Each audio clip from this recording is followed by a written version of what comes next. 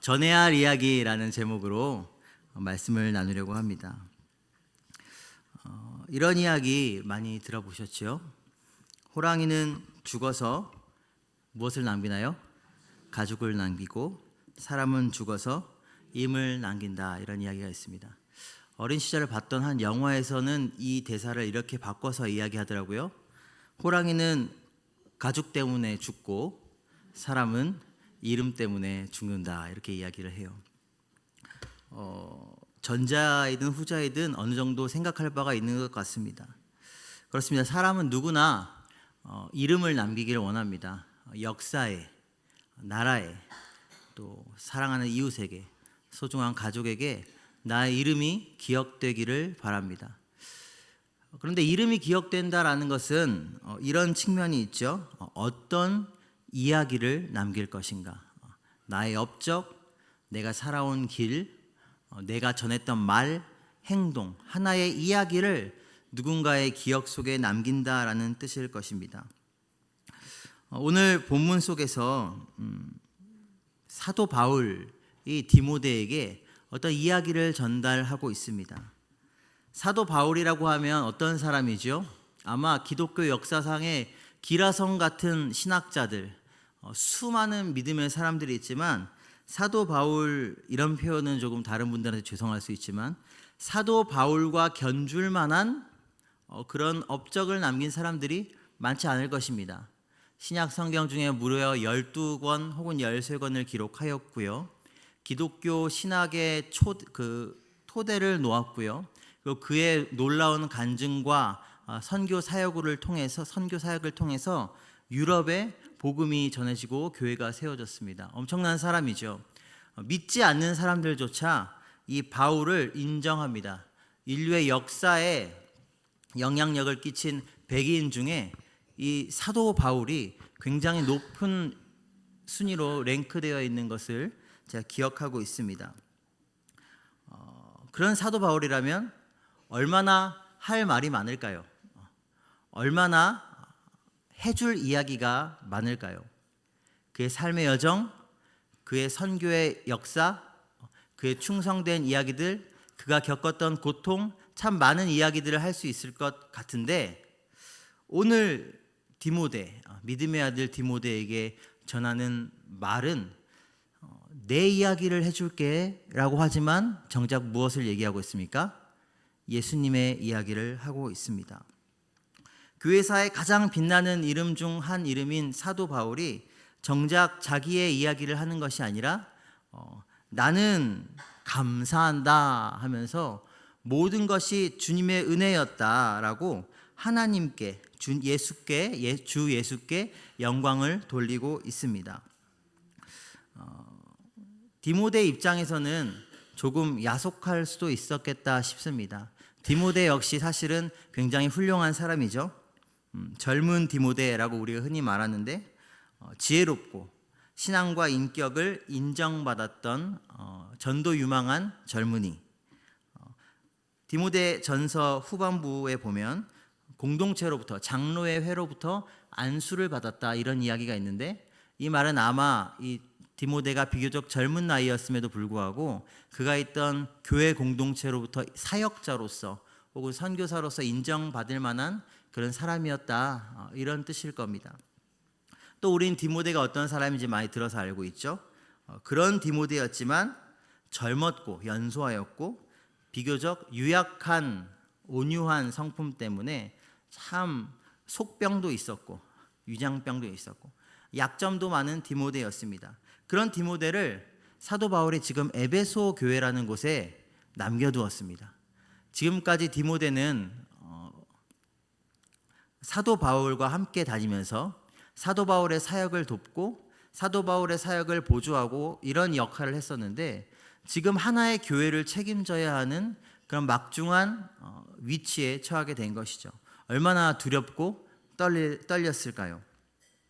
그런데 사도 바울은 그런 디모데에게 전문맥을 보면 여러 가지를 명령합니다. 내가 너를 에베소에 남겨둔 것은 하면서 진리를 위해 싸워라, 이렇게 명령을 하면서 거짓 교사들에 대해 경고를 하고요. 그리고 이어서 이제 거짓 교사들은 이런 자들이야. 내가 복음의 진리에 굳게 서서 내가 전해준 내가 갖고 있는 하나님의 복음의 진리에 굳게 서서 이제 이 교회를 지켜야 해라는 이야기를 하면서 자기의 이야기를 시작합니다. 그것이 오늘 본문입니다. 나를 하면서 사도 바울의 이야기를 시작하고 있습니다. 그렇다면 상식적으로 어떤 이야기가 등장해야 합니까? 제가 지금 쭉 설명드렸는데 지금 이렇게 대단한 사도 바울이 디모데에게 교회를 맡겨놓고 믿음을 진리 위에 교회를 세워라 이렇게 명령을 해놓고서 거짓 교사들은 이러한 자들이니까 주의해라, 조심해라, 그들의 입을 막아라 이야기해 놓고서 그러나 우리가 가진 복음은 하나님으로부터 온 것이다 이렇게 얘기한 다음에 나는 그 복음을 가지고 있는 나는이라고 입을 열었습니다. 그럼 우리는 어떻게 생각합니까? 사도 바울이 어떤 사람인지, 사도 바울이 가진 복음이 어떠한 복음이길래 사도 바울은 이렇게 살았고 사도 바울은 이랬고 사도 바울은 거짓 교사들과 달리 이러했고 사도 바울의 어떤 신앙적 인격과 삶과 업적에 대한 이야기가 나올 거라고 예상하게 됩니다. 그런데 오늘 12절 보면 아주 이상하게도 그러한 사도 바울의 사역의 노하우, 사도 바울의 사역의 경험, 업적, 사도 바울의 성공담은 일체 등장하지를 않습니다. 이상합니다. 그리고 오히려 사도 바울은 이렇게 이야기합니다. 내게 직분 맡기신 거 감사하다. 나를 충성되이 여기셔서 직분을 맡기셨다. 충성되이 여기셨다라는 말은 무엇이죠? 실제로는 충성되지 않을 수 있다라는 거예요. 그러니까 사도 바울이 충성되기 때문에 인정하시고 직분을 맡겼다라는 뉘앙스보다는 충성되게 여겨주었다라는 것은 그렇지 않은데 그런 것처럼 하나님이 인정해 주었다 이런 의미가 있는 것이죠. 그런 하나님께 감사한다라고 이야기합니다. 나를 복음을 전하는 자로 세워주신 것에 대해서 사도 바울은 왜 이렇게 이야기하고 있을까요? 13절부터 쭉 이어서 보면 사도 바울이 자기의 과거를 고백하죠. 나의 성공담, 나의 승리담, 나의 믿음의 고백, 어떤 믿음의 성공, 믿음의 노하우 이런 것을 이야기하는 것이 아니라 사도 바울이 하는 말을 요약해 보면 나는 구원받을 자격도 없고 직분 맡을 자격도 없고 감히 이런 하나님의 거룩한 교회를 진리 위에 세우는 이 놀라운 사역을 감당할 만한 자격이 안 되는 사람이야. 이게 사도 바울의 이야기입니다. 성도 여러분, 만약에 자녀분들에게 뭔가 유언을 남기신다면 혹은 어떤 좋은 덕담을 남기신다면 어떤 이야기를 남기고 싶으신가요? 잘했던 이야기, 좋은 이야기, 좋은 추억, 그리고 잘 되라 이런 이야기를 해야 일반적이고 정상이지 않나요? 근데 사도 바울은 철저하게 자기 자신이 실패한 인생이었음을 이야기하고 있습니다. 그 사도 바울이 말입니다. 내가 전에는 비방자요, 박해자요, 폭행자였다. 비방자라는 말은 무엇입니까? 성령을, 하나님을 모독하는 자, 중상하는 자 이런 뜻입니다. 박해하는 자, 구체적 행동으로 기독교인들을 억압하고 그들을 감옥에 넣었던 그의 경험을 이야기하고요. 폭행자라고 표현되어 있는데 이것은 원어적인 의미로 보면 오만, 능욕 이런 의미가 있습니다. 그러니까 폭행은 실제로 그 사람에게 폭력을 행사함으로써 사도 바울이 내가 하나님의 일을 한다라는 착각 속에서 어떤 자기의 만족감, 우월감 이런 것들을 오만함을 스스로 채웠다라는 것입니다. 기독교인들을 박해하면서. 그러니까 사도 바울이 얘기하는 자기의 과거의 모습은 어떤 모습입니까? 비방자, 박해자, 폭행자. 말과 행동과 마음 상태에 있어서 총체적인 죄인이었어 라고 이야기하는 것입니다. 이런 고백을 하기가 쉬울까요? 사실 저도 우리 중고등부 학생들이나 아니면은 다른 이들에게 복음을 전할 때 예수님 믿기 전에 이야기를 하는 것이 쉽지가 않습니다. 제가 예수님 믿기 전에 이야기를 많이 하게 되면 우리 성도님들이 저를 이렇게 그러실 수도 있습니다. 그런데 사도 바울은 워낙 그의 과거가 유명했기 때문일 수도 있지만 자신의 이러한 죄악되었던 과거를 있는 그대로 고백하고 있습니다. 그리고 그의 관심은 지금 디모데에게 내가 잘한 거, 내가 성공한 거, 내가 승리한 거 노하우 알려줄 테니까 너도 배우고 이렇게 해 라고 이야기하는 데 있는 것이 아니라 사도 바울의 관심은 내가 감히 이런 역할을 감당할 수 없는 연약한 악한 죄인이었어. 그런데 하나님이 나에게 긍휼을 베풀어 주셨어. 이 이야기를 하려고 하는 겁니다. 사도 바울의 관심은 나의 이야기를 하면서도 나에게 있지를 않습니다. 사도 바울의 관심은 사랑하는 아들 디모데에게 정말 소중한 얘기를 해주고 싶은데 그 이야기가 나에 대한 이야기이기는 한데 나에 관계된 이야기가 아닙니다. 나에게 역사하신 하나님의 이야기를 하고 싶은 것입니다. 사랑하는 성도 여러분, 우리가 많은 사람들을 만납니다. 직장에서, 가정에서, 교회에서 많은 사람들을 만납니다. 그때 우리는 우리의 입에 있는 말은 어떠한 말인가요? 우리가 때로 너무나 쉽게 하나님의 영광에 대해서 이야기하고 하나님을 믿는다고 이야기하면서 정작 내 입에서 나오는 말은 하나님을 드러내고 하나님을 높이고 나에게 베풀어 주신 하나님의 은혜에 대하여 간증하는 것이 아니라 고백하는 것이 아니라 하나님을 믿었더니 내가 잘 됐어. 내가 이 정도 사람이야 라는 것을 은근슬쩍 드러내려는 욕심이 우리 안에 있다는 거 우리 다 압니다. 목회자인 저 역시도 그러한 유혹에서 자유롭지는 않습니다. 그런데 다른 누구도 아닌 사도 바울이 지금 처절할 일이 많지, 어떻게 보면은 아니 왜 그렇게까지 라고 생각할 많지 자기 자신의 부족함과 죄악됨을 고백하고 있습니다.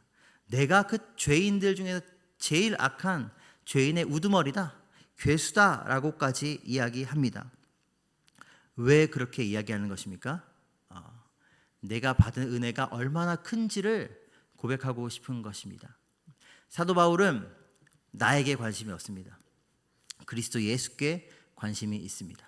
아까 처음에 저희가 인사를 했지요. 모든 것이 하나님의 은혜입니다 라고 인사를 했습니다. 이 고백이 진실하지만 더욱 깊은 고백이었으면 좋겠습니다. 오늘 우리가 하나님 감사합니다. 내가 오늘 숨쉬는 것, 내가 오늘 사는 것, 내가 오늘 교육자로, 사역자로, 직분자로 이 교회에서 예배드릴 수 있는 것, 내가 오늘 하루하루를 숨쉬는 이 모든 것들이 주님의 은혜입니다. 나는 그 은혜를 받을 자격이 없는 죄인인데 예수 그리스도의 십자가의 은혜가 나를 살리셨습니다. 이 고백이 날마다 깊어져가는 우리가 되기를 소망합니다. 이 고백이 약해질 때 우리의 관심이 하나님의 은혜가 아니라, 우리의 관심이 하나님이 행하신 일이 아니라, 우리의 관심이 우리를 향한 하나님의 사랑이 아니라 나에게 집중될수록 우리는 낙담할 수밖에 없습니다. 세상의 수많은 사람들이 자기 이름을 위하여 탑을 쌓습니다. 자기 이름을 이 세상에 남기기 위하여 살아갑니다. 그러나 결코 행복하지는 않습니다. 사도 바울은 14절에 이렇게 이야기합니다. 우리 주의 은혜가 그리스도 예수 안에 있는 믿음과 사랑과 함께 넘치도록 풍성했다. 넘치도록 풍성했다. 이 표현은 마치 제방이 무너져서 범람하는 것 같은 그런 단어를 상징하는데요. 사실 제방이 무너지고 범람하고 댐이 무너지면 그것은 우리 입장에서는 재앙이지요. 그러나 그 강력한 힘, 강력한 파괴력, 어마어마한 그 대자연의 힘 앞에 그 압도되는 그 감정을 가지고 하나님의 은혜를 바라보면 우리에게 주어진 그 구원의 은혜가, 우리를 부르신 하나님의 은혜가, 우리를 대신하여 우리의 죄를 짊어지시고 십자가에 죽으신 예수 그리스도의 은혜가 그와 같이 어마어마한, 우리가 감히 감당할 수 없는 내 마음의 벽을 부수고 내 삶 가운데 흘러 넘쳐 들어오는 범람하는 그런 강력한 은혜라는 것입니다. 한번 고민해 봤으면 좋겠습니다. 우리가 예수 그리스도의 십자가의 은혜, 예수님이 나를 위해 십자가에서 죽으셨습니다. 하나님이 나를 자녀 삼으셨습니다. 이 고백을 기억하며 감격했던 적은 언제인가요? 우리가 너무나 바쁜 일상 속에서, 너무나 많은 일들 속에서, 또 해야 할 수많은 사건 사고 속에서 감격을 잃어버리진 않은가 고민해 봅니다. 사람들이, 현대인들의 병 중에 하나가 이런 병이 있다고 합니다. 쉽게 감동을 하지 않는다고 합니다. 왜냐하면 영상 매체나 이런 문명의 이기 속에서 살아가다 보니까 자연이 주는 장엄함, 두려움, 이런 것들을 잘 경험하지 못한대요. 그래서 요즘에 하나님 안 믿는 사람들은 폭풍이 치는 영상이나 어마어마한 대재앙의 영상을 보면서 야, 옛날 사람들이 저런 거 보면은 신이 있었다고 믿었을 수밖에 없구나, 이렇게 얘기합니다. 그 말은 하나님 안 계시다라고 말하는 거긴 한데, 우리가 너무 마음이 무뎌져 있어서 우리의 이야기를 하기 바쁜 건 아닐까요? 내가 어떻게 했고, 내가 신앙생활을 어떻게 했고, 내가 기도를 어떻게 했고, 내가 사업을 어떻게 했고, 내가 무엇을 했고, 나는 이렇고, 나를 하나님의 자녀 삼아 주신, 나를 자녀 삼아 주신 그 하나님의 은혜에 대한 감격에 무뎌진 나머지 우리가 하나님에 대해서 이야기하기보다 나의 이야기를 할 때가 너무 많지는 않은가요? 이 시간 우리가 그 십자가의 은혜를 좀 깊이 묵상하면서 우리의 굳어진 마음을 하나님 앞에서 무장해제했으면 좋겠습니다. 그리고 주기적으로 나의 마음에 끼는 이 덩어리들을 걷어치우고 주님의 십자가를 묵상할 수 있는, 그래서 우리의 입술에서 사도 바울이 이야기한 것처럼 나에게 베푸신 하나님의 은혜만을 이야기할 수 있는 그런 우리들이 되었으면 좋겠습니다. 하나님께서 긍휼을 베푸셨습니다. 이것에 대해 사도 바울이 이렇게 이야기합니다. 미쁘다 모든 사람이 받을 만한 이 말이여, 그리스도 예수께서 죄인을 구원하시려고 세상에 임하셨다 하였도다.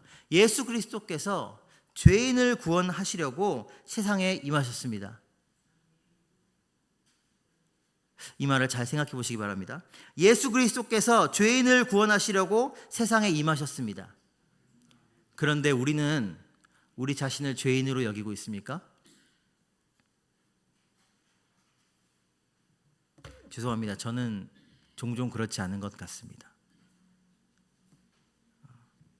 우리가 영적 감수성, 영적 감사, 깨어있는 민감성을 잃어버리는 이유, 그것은 우리가 괜찮은 사람이라고 착각하기 때문은 아닐까요?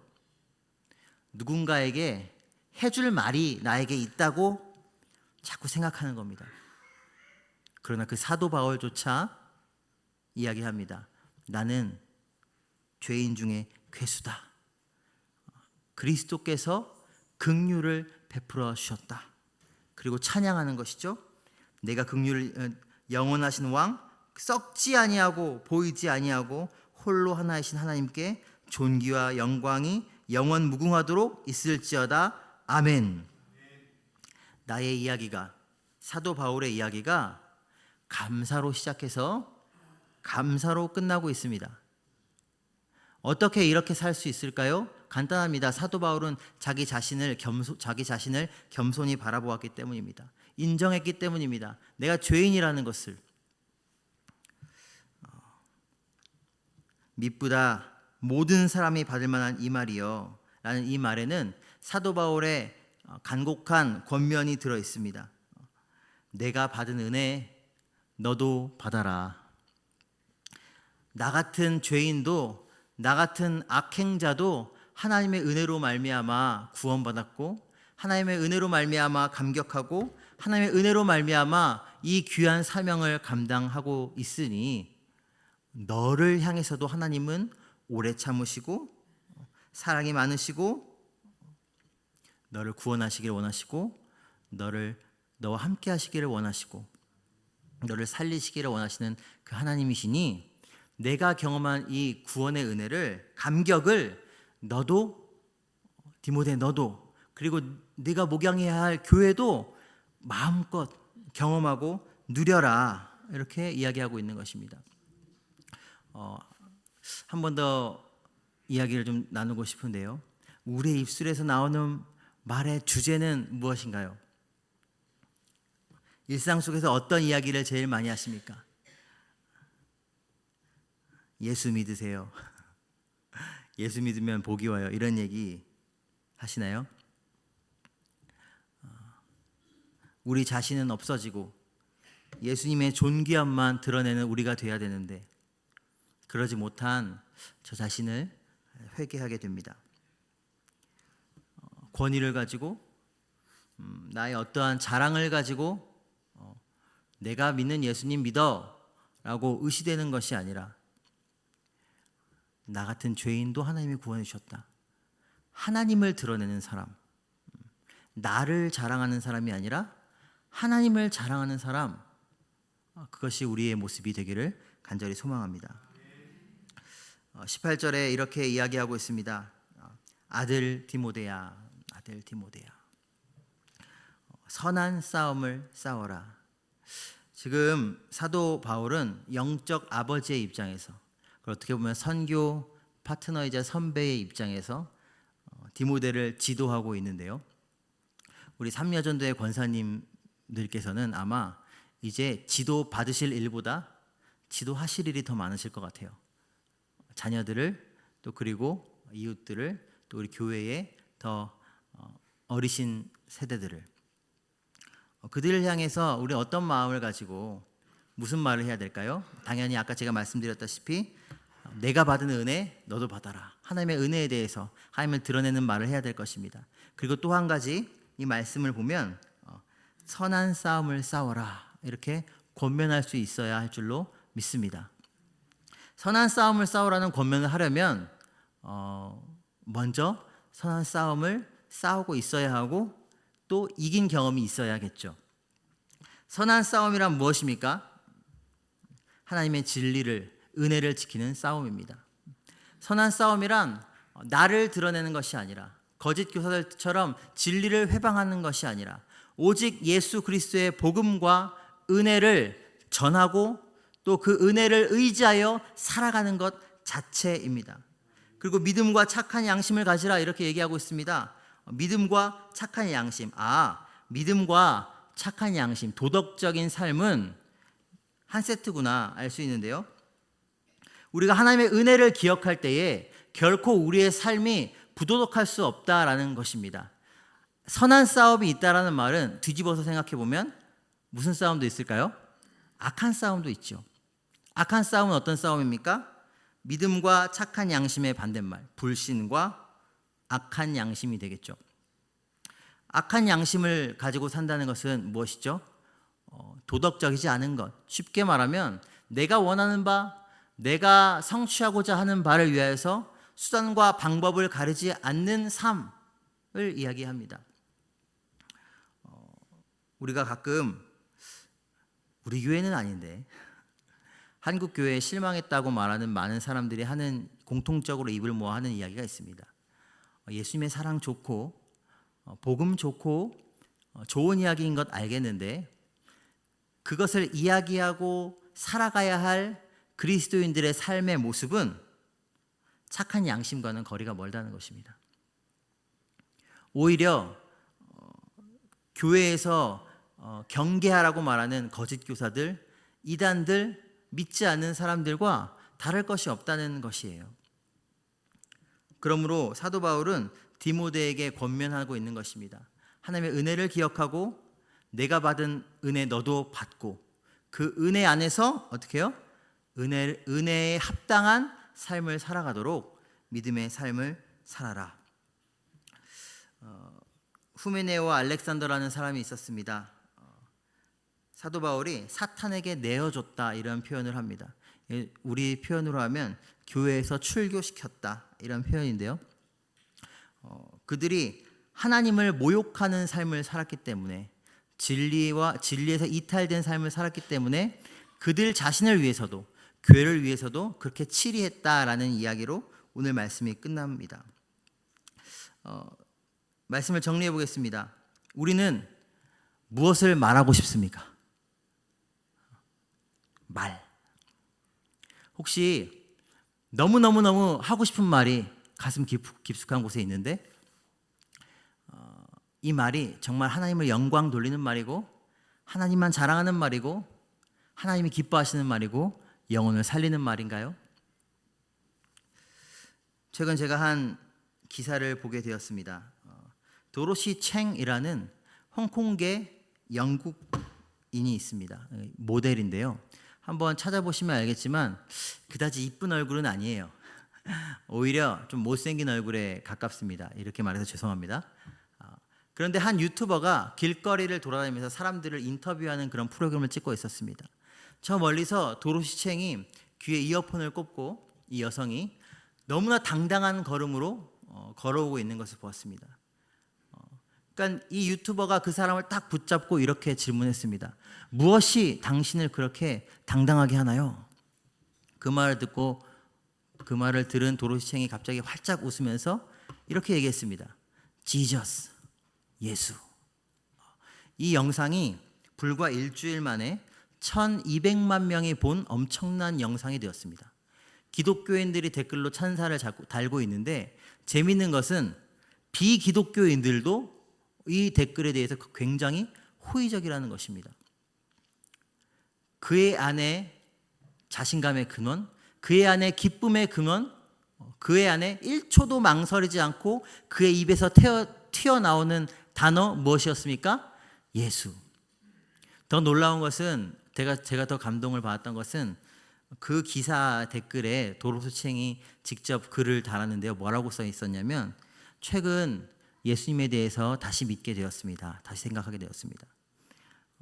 그리고 이 신앙의 기쁨, 믿음의 기쁨을 나누고 싶었지만 신앙이 없는 사람들에게 어떻게 비칠까 두려웠습니다. 그날 아침 어디서든 찬양할 수 있는 담대함을 달라고 기도했습니다. 그런데 바로 그날 놀랍게도 이런 기회가 생겨서 너무 감사했습니다. 라는 것이 이 사람의 댓글이었습니다. 전해야 할 이야기. 너무나 정보가 많고 너무나 이야기가 많고 너무나 많은 말들이 돌아다니는 이 세상에서 우리는 예수 그리스도만 말하고 예수 그리스도만 전하고 그 예수 그리스도의 은혜를 지키며 살아가는 믿음의 사람들 되기를 간절히 소망합니다. 기도하겠습니다.